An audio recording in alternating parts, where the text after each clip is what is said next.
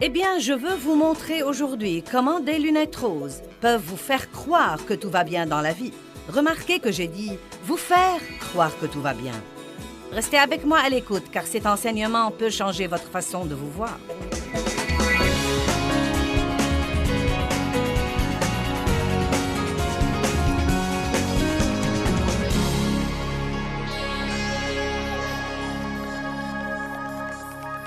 Je veux vous parler spécifiquement de 3 attitudes à propos desquelles nous devons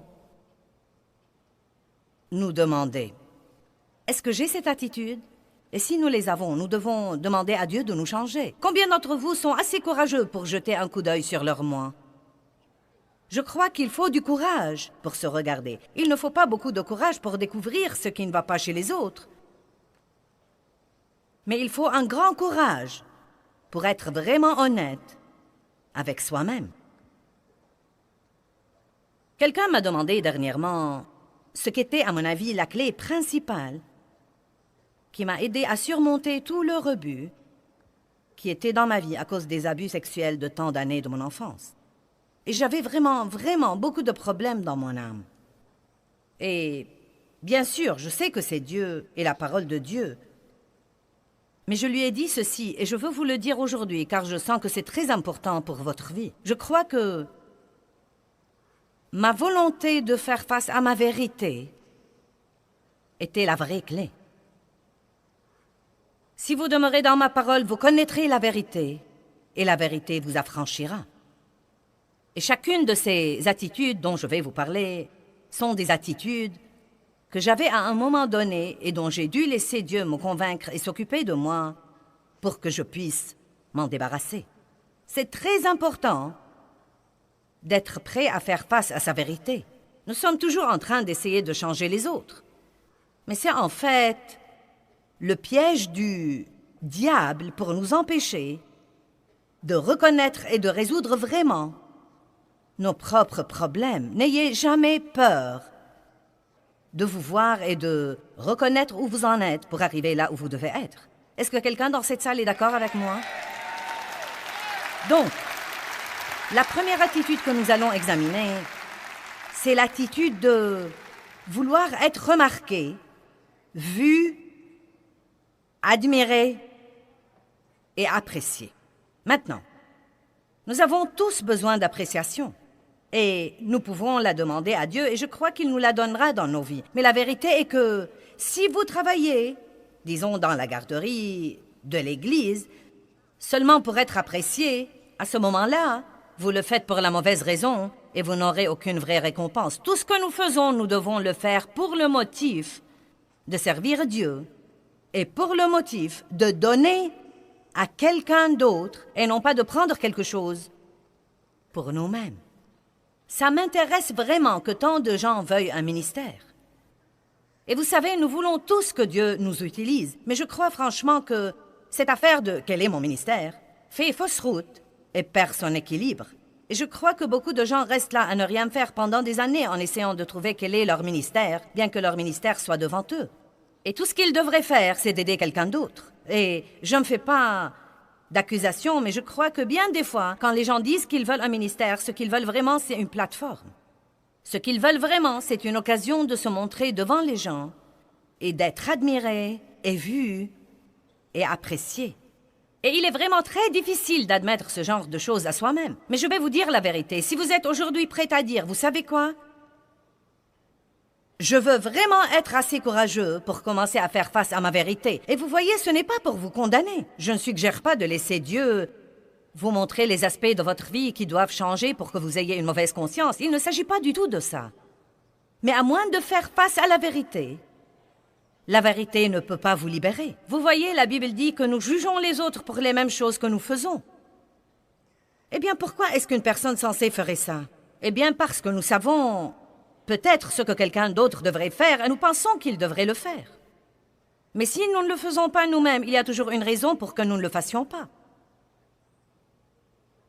Je dis depuis des années que nous regardons tous les autres à la loupe, mais d'une manière ou d'une autre, nous nous regardons avec des lunettes roses qui nous font croire que tout va bien. Et c'est tellement facile de blâmer Les autres, c'est la chose la plus facile au monde, blâmer quelqu'un d'autre. Eh bien, si tu ne te comportais pas de la sorte, je ne serais pas en colère tout le temps. Ce n'est pas parce que quelqu'un d'autre se comporte mal que vous avez le droit d'être en colère tout le temps.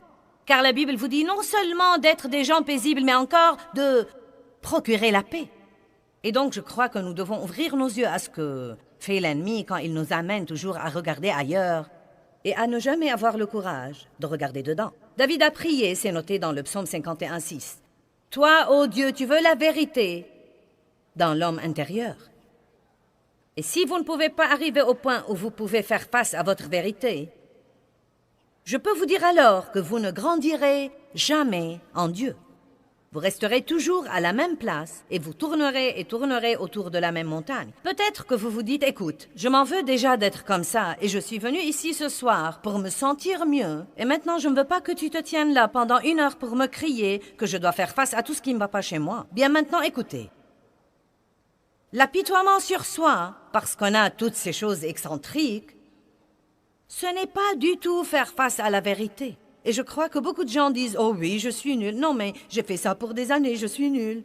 Vraiment nul.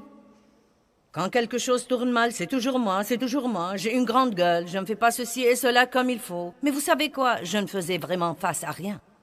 Je m'apitoyais sur moi-même et je murmurais et ronchonnais. Mais quand j'ai vraiment commencé à dire « Vous savez quoi? J'ai cette mauvaise attitude. Je suis très malheureuse parce que je suis égoïste. » C'est à ce moment-là que j'ai commencé à changer. Donc je vous le dis, vous me regardez tous comme...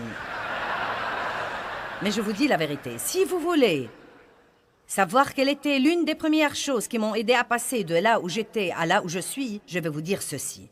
Vous devez avoir le courage de laisser le Saint-Esprit vous prendre la main et commencer à vous révéler la vérité, et vous devez arrêter de vous inquiéter pour tous les autres et ce qu'ils font. Et en voilà la raison. Quand vous allez comparaître devant Dieu, il ne va vous demander que de vous. Dieu ne va pas me demander de Dave. Il ne va pas me demander de mon voisin. Il ne va pas me demander de mes enfants. Je vais rendre compte pour moi-même à Dieu. Je vais donc veiller à faire tout ce que je peux faire pour être le genre de personne que Dieu veut que je sois. Nous devons donc nous débarrasser de l'attitude qui dit « je veux être remarqué et vu ». Je veux être admiré, qui finit toujours par nous mettre dans une situation où nous faisons de bonnes œuvres, mais pour toutes les mauvaises raisons. Comme j'ai déjà dit ce week-end, Dieu est un Dieu de cœur.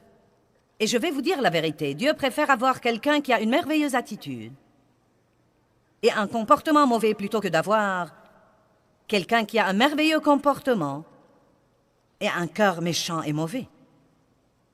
Vous m'avez entendu? C'est pourquoi Dieu ne s'intéresse pas du tout aux poseurs qui posent pour la galerie, mais qui vraiment, à l'intérieur, sont critiques et s'érigent en juges et font tout ce qu'ils font pour être vus et remarqués. Matthieu 23, 1-7. Alors Jésus, parlant à la foule et à ses disciples, dit « Les scribes et les pharisiens sont assis dans la chaire d'autorité de Moïse. Faites donc et observez tout ce qu'ils vous disent, mais ne faites pas selon leurs œuvres, car ils disent et ne font pas. » Maintenant, la première chose que nous devons comprendre, c'est que tout ce que nous demandons aux autres de faire, nous devons veiller à le faire nous-mêmes. Ne dites pas à vos enfants, ne les punissez pas pour avoir menti. Si vous leur dites quand le téléphone sonne de dire à quiconque est sur l'autre bout que maman n'est pas là.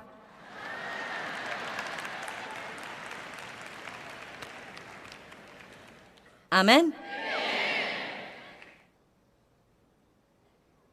Ils lient des fardeaux pesants, difficiles à porter, et les mettent sur les épaules des hommes, mais ils ne veulent pas les remuer du doigt.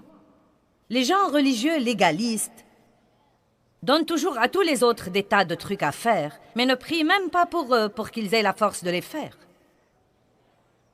Ils font toutes leurs œuvres pour être vus des hommes. Je sais que ceci va être un peu dur à certains égards aujourd'hui, surtout si vous ne l'avez jamais fait. Mais vous devez vous demander comment vous vous comportez quand vous sentez que vous faites le 1000 supplémentaire pour faire des choses pour les autres et que personne ne semble vous remarquer. Vous savez, nous pensons bien des fois que nous avons besoin d'attention et Dieu nous en prive parce que nous la voulons pour la mauvaise raison. Je me rappelle une femme. On m'a prévenu, c'était quand mon ministère était, vous savez, beaucoup plus petit. Et j'avais une réunion hebdomadaire dans notre église locale. Et on m'a prévenu que cette femme était blessée parce que je ne lui avais pas beaucoup parlé. Je ne lui avais pas parlé. Tu es passé à côté d'elle et tu ne lui as même pas parlé. Elle a été vraiment blessée. Et franchement, je n'avais même pas vu la femme. Non, mais je ne l'ai vraiment même pas vue. Je n'essayais pas d'être impoli exprès, je ne l'ai même pas vue. Et la même chose est arrivée 2 semaines plus tard, et quelqu'un m'a dit de nouveau, « Eh bien, tu sais, maintenant, elle est vraiment blessée parce que tu es passé à côté d'elle 2 fois. » Et donc j'ai dit, « Dieu, pourquoi n'attires-tu pas mon attention sur la femme? Je ne veux pas l'offenser. Aide-moi à la voir. » Et Dieu m'a dit très clairement, « Je te la cache parce que ce qu'elle veut, c'est que tu lui prêtes attention pour qu'elle puisse se sentir bien. Et je ne veux pas du tout qu'elle prenne sa valeur de ça, je veux qu'elle l'apprenne de qui elle est en moi. »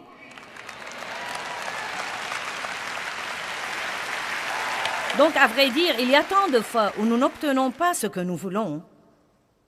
Et ça nous exaspère. Mais si nous allons plus profondément dans notre relation avec Dieu, nous découvrirons qu'il y a quelque chose qu'il essaye de travailler en nous et qui nous sera si précieux. Savez-vous combien c'est douloureux? C'est le seul moyen d'être heureux et que tout le monde nous prête attention et qu'il nous donne tous les jours toutes les prévenances dont nous croyons que nous avons besoin pour nous aider à tenir le coup. J'étais comme ça autrefois et j'étais blessée tout le temps.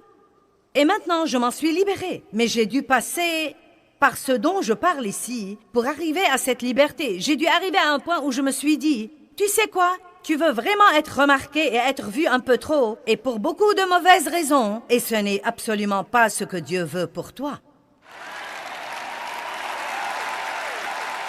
Bien, je crois que vous vous réveillez maintenant. Ils font toutes leurs œuvres pour être vus des hommes.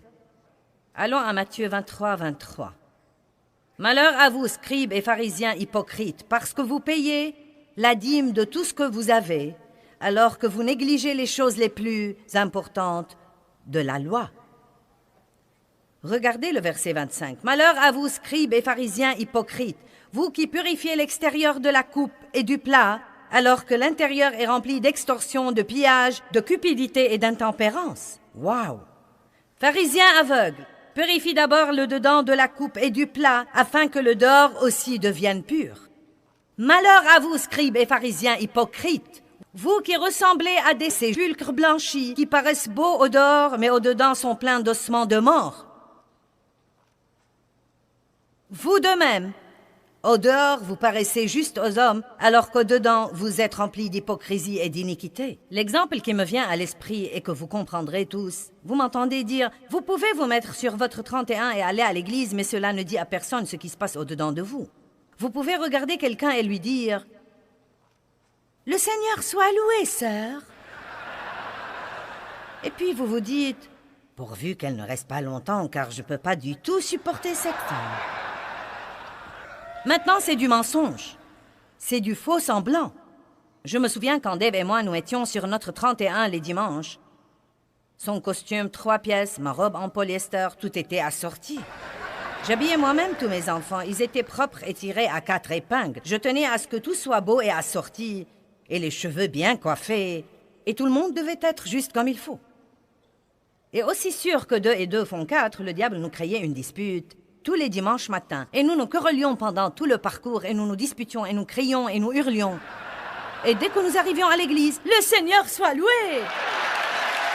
Oui, à Dieu soit la gloire, merci Jésus, alléluia. Oui, amen. Comment allons-nous tous? Nous sommes bénis, bénis, entrants et sortants et privilégiés par Dieu, alléluia. Oui, le diable est sous mes pieds, amen, à Dieu soit la gloire. Nous devions être impressionnants parce que nous étions dans le leadership de l'Église et donc nous avions nos propres places. Personne ne s'asseyait à nos places. Finalement, j'avais même une place de stationnement qui portait mon nom. Maintenant, c'était vraiment génial. C'est étonnant ce que ce rebut pourrait signifier pour vous. Et vous ne le savez même pas jusqu'à ce que Dieu ne l'arrache de dessous de vous. Et à ce moment-là, votre monde commence à s'effondrer. Si vous voulez une position pour sentir que vous avez de la valeur, votre valeur à ce moment-là est liée à ce que vous faites et vous devez apprendre davantage qui vous êtes en Christ. Je sais déjà que probablement un jour, quelqu'un me regardera quand je ne pourrai peut-être plus faire ce que je fais comme je le fais maintenant. Et probablement un jour, je vais entendre quelqu'un me dire « N'est-ce pas que tu étais Joyce Meyer autrefois ?»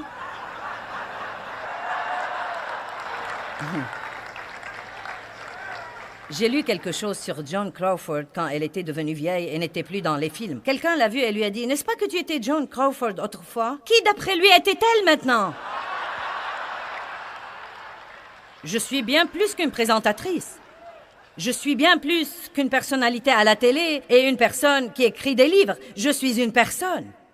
Et je ne serai pas une personne différente quand je ne ferai plus ceci. Je serai toujours la même personne et Dieu m'aimera autant qu'il m'aime maintenant.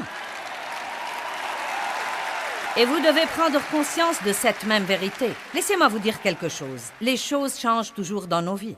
Elles changent toujours. Et les choses viennent par saison. Vous pouvez faire une chose pour une saison, et puis vous ne faites plus cette chose. Vous faites quelque chose d'autre. Et peut-être ce que vous faites par après est plus important que ce que vous faisiez auparavant. Peut-être qu'à vos yeux, ce n'est pas aussi important que la première chose. Nous ne devons pas nous soucier de cela. Nous devons arrêter de tirer notre valeur de ce que nous faisons et de qui nous applaudit et de la plateforme où nous sommes et de ce que nous connaissons et de ce que nous portons et de l'étiquette de nos vêtements et de tous ces trucs extérieurs. Croyez-vous que Dieu était content de moi quand je m'habillais et que j'allais à l'église et que je faisais comme si tout allait bien après m'être querellé avec mon mari pendant tout le parcours et en ayant entièrement l'intention de lui dire ces 4 vérités dès que nous sortirons de l'église pour regagner la maison?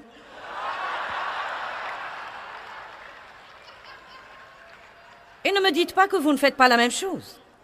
Certains sont assis à côté de quelqu'un avec qui vous vous êtes disputé en venant ici. Et vous vous préparez à lui dire ces 4 vérités en rentrant à la maison, mais vous avez l'air très spirituel maintenant.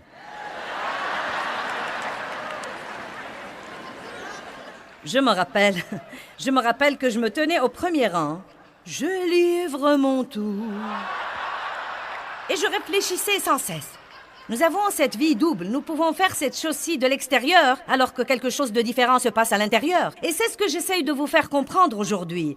Dieu voit toujours notre intérieur, et il entend notre intérieur, et entend toutes ses pensées, et voit toutes ses attitudes que nous essayons de cacher à tous les autres autour de nous. Mais c'est sur quoi Dieu va nous juger vraiment. Arrêtez donc d'essayer d'impressionner quelqu'un d'autre, et apprenez à vivre devant Dieu seul.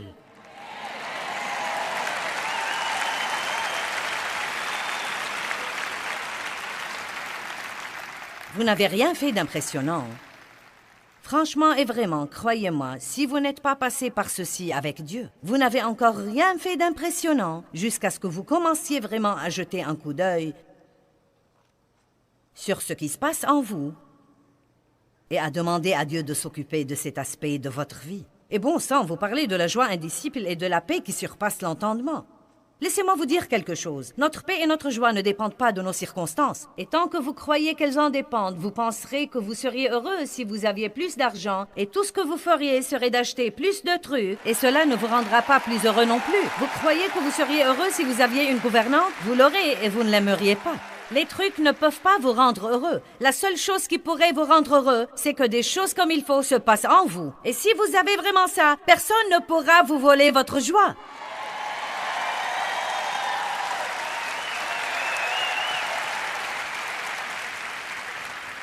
1 Corinthiens chapitre 3, je me souviens, quand j'ai tout d'abord commencé à étudier la parole de Dieu, après que le Saint-Esprit m'eut touché en 1976, je me souviens que ceci était l'un des premiers groupes de versets par lesquels Dieu a commencé à s'occuper fortement de moi. Ceci et l'autre sur la vérité, dans Jean 8.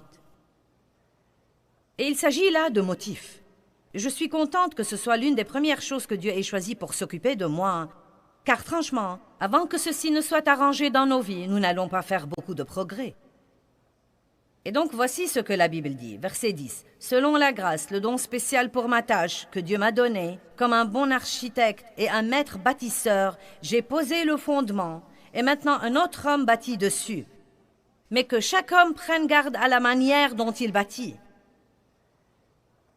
Car personne ne peut poser un autre fondement que celui qui a déjà été posé, lequel est Jésus-Christ. Or, si quelqu'un bâtit sur ce fondement, avec de l'or, de l'argent, des pierres précieuses, du bois, du foin ou du chaume, l'œuvre de chacun sera clairement, ouvertement manifestée et mise en évidence, car le jour de Christ la fera connaître, parce qu'elle se révélera dans le feu, et le feu prouvera ce que vaut l'œuvre de chacun.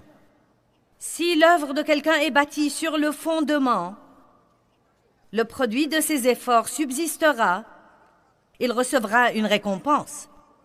Mais si l'œuvre de quelqu'un vient à être consumée sous le test, il perdra sa récompense, bien qu'il sera sauvé lui-même, mais comme on l'est à travers le feu. Maintenant, qu'est-ce que cela veut dire? Cela veut dire que je peux faire tout ce que je fais. Je peux passer tout mon temps et je peux passer toute ma vie à essayer d'impressionner les gens. Je peux passer tant de temps à faire de bonnes œuvres. Mais un jour, la valeur de toutes ces œuvres sera évaluée et révélée. Et celles qui ont été faites avec un motif impur seront brûlées par celui dont les yeux sont une flamme ardente qui est Jésus examinant nos vies. Cela ne veut pas dire que nous n'irons pas au ciel, mais que nous perdons la récompense de ces œuvres. Voici donc le problème. Les gens légalistes, pharisiens, hypocrites et poseurs s'épuisent tout le temps à essayer d'impressionner les autres, mais le temps que nous passons ici-bas est très court par rapport à l'éternité. Et nous allons comparaître devant Dieu, et il ne va pas nous demander ce que nous avons fait. Il va examiner pourquoi nous l'avons fait. J'ai un membre de la famille qui prêchait et croyait sérieusement que les femmes ne devaient pas porter de pantalon et qu'elles devaient porter leur col au niveau du cou et qu'elles ne devaient pas dévoiler les bras et ce genre de choses, vous savez. Et son mari a même commenté un jour en disant que s'il la voyait porter un pantalon, il saurait qu'elle était retombée dans le péché. Et c'est là juste parce qu'elle portait un pantalon. Ça n'avait aucune importance, vous savez, combien elle aimait Dieu, combien elle témoignait ou combien de personnes elle amenait à l'église. Et ça n'avait aucune importance. Il était convaincu que s'il la voyait porter un pantalon, elle était perdue, elle n'allait pas monter au ciel. Quand nous étions à l'école, dans les cours d'éducation physique, dans les classes secondaires, la danse traditionnelle, vous savez, faisait partie de notre programme et il ne nous était pas permis d'y aller et nous présentions des rapports comme excuse pour ne pas nous rendre à ce cours parce que la danse était considérée comme péché. Je vous laisse imaginer le ridicule et les moqueries que nous devions subir et l'embarras dans lequel nous étions nous empêchait même de dire que nous étions des chrétiens, des croyants qui allaient à l'église. Maintenant, c'est tout à fait différent, bien différent de la forme de religion dans laquelle nous avions été élevés. Il est plus important pour Dieu, à mon opinion, ce qui se passe à l'intérieur de nous, ce qui se passe dans nos cœurs. C'est vraiment merveilleux. Vous savez, je ne suis plus terrifiée à présent par Dieu. Eh bien, c'est vraiment tellement étonnant ce qu'une attitude pharisaïque, religieuse, peut nous amener à nous ériger en juge et à être critiques envers les autres. Nous devons vraiment voir nos propres défauts et à ce moment-là, cela nous aidera à être miséricordieux envers les autres. Et donc, je veux vraiment que nous veillons à ne pas être cette personne religieuse, mais à avoir une vraie relation avec Dieu et à apprendre sur la miséricorde de Dieu et à apprendre sur la bonté et l'amour de Dieu et comment il veut que nous traitions les autres. Et ensuite, je veux, de par cette relation avec Dieu, je veux que nous aidions vraiment les autres pour qu'ils finissent par connaître le Christ par nous.